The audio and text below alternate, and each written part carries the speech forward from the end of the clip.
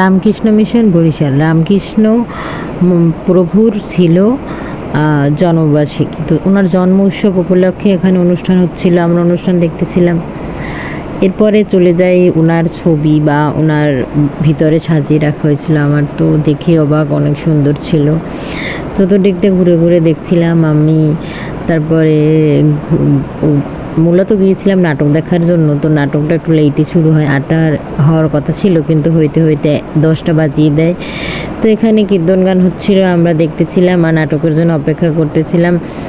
আর হ্যাঁ, অবশ্যই কে কে গিয়েছো কমেন্টে জানিও।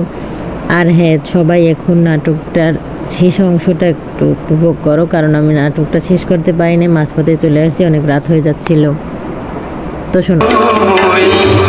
আমার চেতনা চৈতন্য